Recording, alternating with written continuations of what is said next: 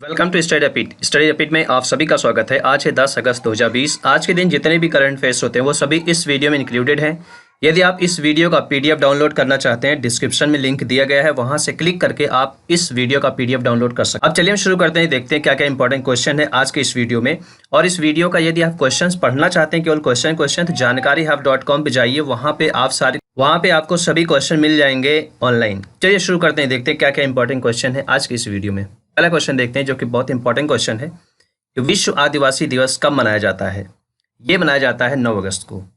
ये मनाया क्यों जाता है? इसलिए मनाया जाता है कि मिशन यही होता है कि जो हमारे देश या किसी भी कंट्री के, किसी भी देश के जो आदिवासी हैं, ट्राइबल लोग हैं, उनको प्रोटेक्ट करने के लिए, वो सारी सुविधा प्रोवाइड करने के लिए, जैसे आम नागरिक को जो सुविधा दी जाती है किसी भी पार्टिकुलर देश के लिए, उसी तरीके से उनको भी दिया जाता है। सारी फैसिलिटीज़ दी, जो सुविधाएं नहीं मिल पाती हैं उसको सुविधा मुहैया कराने के लिए देश और सरकार डेडिकेटली काम करती है। आदिवासी के जो कम्युनिटी के लोग हैं उनको आगे प्रमोट करने के लिए, तो इसलिए विश्व आदिवासी दिवस मनाया जाता है कि पूरी दुनिया में जितने भी आदिवासी लोग हैं उन सबका सम्मान हो और उनकी जो प्रजाति है या उनके जो समाज हैं, उनके जो फेस्टिवल्स हैं, उसको आगे प्रमोट किया जाए। अगला क्वेश्चन क्या है कि भारत ने कितने विदेशी रक्षा उपकरण को प्रतिबंधित कर दिया है। देखिए, जो मेक इन इंडिया का जो मिशन है, इसमें आत्मनिर्भर भारत, उसका मिशन यही है कि हम जो विदेश से सामान इंपोर्ट करते हैं, आयात करते हैं किसी भी देश से, चाहे किसी भी पार्टिकुलर प्रोडक्ट फील्ड का प्रोडक्ट हो। जैसे अभी क्या है कि जो रक्षा मंत्रालय है, उन्होंने 101 ऐसे प्रोडक्ट हैं जो विदेशों से आयात किए जाते थे। डिफेंस के जो प्रोडक्ट्स थे, यानी रक्षा के जो उपकरण थे, वो विदेशों से आते थे। किसी भी तरीके का इक्विपमेंट हो, उसको अब बैन कर दिया गया है। अब वो सारे इक्विपमेंट डेवलप किए जाएंगे इंडिया में ही। तो आत्मनिर्भर भारत से क्या होगा, अब इसमें जॉब इंक्रीज होगी, एम्प्लॉयमेंट तो बढ़ेगा ही बढ़ेगा, साथ ही साथ मेड इन इंडिया का मिशन जो है आत्मनिर्भर भारत, वो भी आगे बढ़ेगा। इसलिए विदेशों से जो आयात किए जा रहे थे सामान, चाहे किसी भी फील्ड के सामान हो, वो बैन किए जा रहे हैं डे बाय डे। लेकिन अभी जो बैन किया गया वो केवल रक्षा उपकरण बैन किया गया है। अगला क्वेश्चन देखते हैं क्या है कि महिंदा राजपक्षे ने अभी हाल ही में किस देश के प्रधानमंत्री के रूप में शपथ लिया है। अभी हाल ही में जो प्रधानमंत्री बने हुए हैं महिंदा राजपक्षे, ये बने श्रीलंका के प्रधानमंत्री, नए प्रधानमंत्री बने हैं। यानी इससे पहले भी वही थे, लेकिन दोबारा से इलेक्शन हुआ है, इलेक्शन में वो जीत गए हैं, इसलिए अगेन वो प्राइम मिनिस्टर अपॉइंट किए गए हैं। कहाँ के, किस देश के? वो हुए हैं श्रीलंका के। अगला क्वेश्चन देखते हैं क्या है कि तेंदुए के अवैध व्यापार पर किस संस्थान ने एक रिपोर्ट जारी किया है। देखिए, तेंदुआ जो कि इंडिया की एक प्रजाति है, इसका डे बाय डे डिक्रीज हो जाना, यानी जो पॉपुलेशन की कम होती जा रही थी, इसलिए सरकार ने कई सारे स्टेप निकाले थे, कई सारी योजनाएं निकाली थी, कई सारी सी गाइडलाइन आई थी जो कि प्रोटेक्ट करेगी तेंदुओं को। इसके लिए एक संस्थान ने रिपोर्ट जारी किया है कि जो पॉपुलेशन है इनकी 2014 से लेके अब तक की, उसका रिपोर्ट निकाला है। वो संस्थान है ट्रैफिक, संस्थान का नाम ही ट्रैफिक है। इसने सारी रिपोर्ट निकाली है कि तेंदुओं का जो अवैध व्यापार किया जा रहा था, ज़्यादातर जो उत्तराखंड एरिया में या कुछ ऐसे राज्य हैं जहां पे ये काम किए जाते, अवैध व्यापार किए जाते थे, इसलिए ये रिपोर्ट जारी किया गया है। अगला क्वेश्चन क्या है कि प्रदूषण को कम करने के लिए किसने इलेक्ट्रिक व्हीकल पॉलिसी शुरू किया है।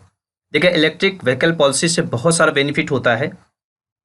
सबसे बड़ा फायदा तो ये होता है कि उस राज्य की इकोनॉमी इंक्रीज होती है, साथ ही साथ पेट्रोल डीजल के जो प्रॉब्लम्स है वो कम हो जाती है, और प्रदूषण का सबसे बेनिफिट होता है कि प्रदूषण ना के बराबर होता है। यानी कि अगर इलेक्ट्रिक वाहन चलेंगे किसी भी राज्य में तो प्रदूषण नहीं होगा, इससे बहुत सारा फायदा होगा, और इससे डिजीज बीमारियां नहीं फैलेंगी, और साथ ही साथ इकोनॉमी भी बहुत स्ट्रांग होगी यदि हम इलेक्ट्रिक इंजन से बनी गाड़ियां यूज करते हैं। तो ये पॉलिसी शुरू किया दिल्ली सरकार ने, और आने वाले 4 साल में उनका मिशन है कि हम प्रति जो 25% है गाड़ियां दिल्ली की, वो इलेक्ट्रिक हो जाएंगी। बाकी देखते हैं क्या होता है आने वाले समय में। अगला क्वेश्चन क्या है कि भारत छोड़ो आंदोलन की जो 78th एनिवर्सरी है कब मनाई गई है। भारत छोड़ो आंदोलन जो क्विट इंडिया मूवमेंट था वो 9 अगस्त को शुरू हुआ था। तो 9 अगस्त को शुरू हुआ था, और इसका जो 78वां एनिवर्सरी है वो 9 अगस्त को आती है।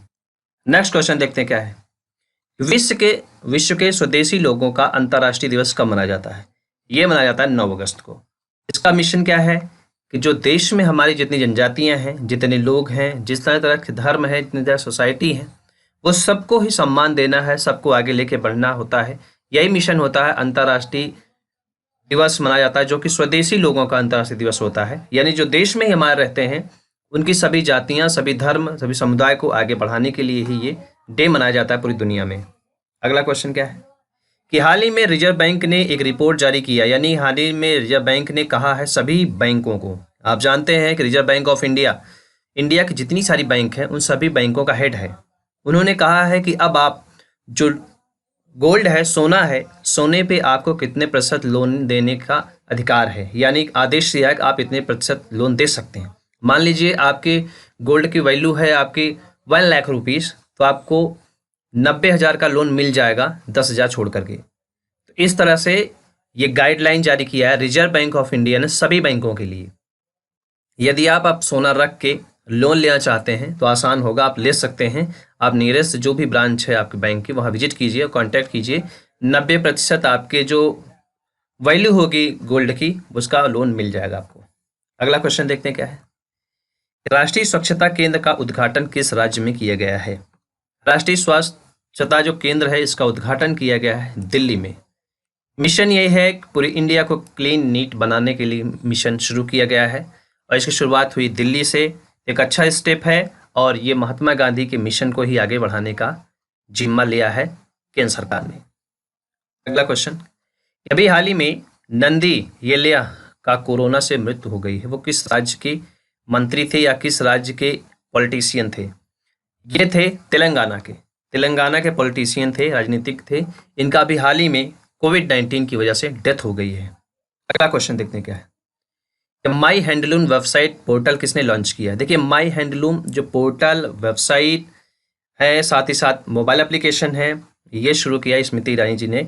कई दिनों से कई सारी न्यूज आ रही हैं कि माई हैंडलूम यानी हैंडलूम दिवस जो मनाया गया है, हैंडलूम को आगे बढ़ाने के लिए और जो भारत सरकार की तरफ से जो मिशन है कि मेड इन इंडिया, उस पर प्रकाश डालने के लिए ही ये वेबसाइट शुरू की गई है। और ये जो बुनकर लोग हैं उनको ज़्यादा प्रोत्साहित करने के लिए, सारी फैसिलिटीज़ प्रोवाइड करने के लिए बहुत सारी स्कीमें इनके लिए लॉन्च की गई हैं। तो स्मृति ईरानी जी ने इस वेबसाइट का विमोचन किया है। अगला क्वेश्चन देखते हैं क्या है। क्लीन एनर्जी रिसर्च के लिए किस संस्थान ने गांधीयन यंग टेक्नोलॉजिकल इनोवेशन पुरस्कार जीता है? ये एक बहुत अच्छा पुरस्कार होता है जो कि किसी भी इंस्टीट्यूट या संस्था के लिए इम्पोर्टेंस होता है, क्योंकि इसमें जो डेवलपमेंट होता है, जैसे आपका इंस्टीट्यूट है कोई और आपने अच्छा डेवलपमेंट किया है देश के लिए, समाज के लिए, तो आपको कहीं न कहीं अवार्ड्स दिया जाएगा और पैसे भी मिलते हैं। तो ये किया है काम IIT खड़गपुर ने। IIT खड़गपुर ने ये अवार्ड जीता है, गांधीयन यंग टेक्नोलॉजिकल इनोवेशन पुरस्कार। तो ये थे important question for the today. आशा करता हूँ आप सबको वीडियो अच्छा लगा होगा। यदि आप सबको इसी तरह से वीडियो चाहिए करंट अफेयर्स का, डेली करंट अफेयर्स के वीडियो के लिए आप इस चैनल को सब्सक्राइब कीजिए, बेल आइकन को क्लिक कीजिए ताकि आपको लेटेस्ट जो भी वीडियो अपलोड होता है इस चैनल पे वो आप तुरंत देख सकते हैं, immediate. Thank you for watching.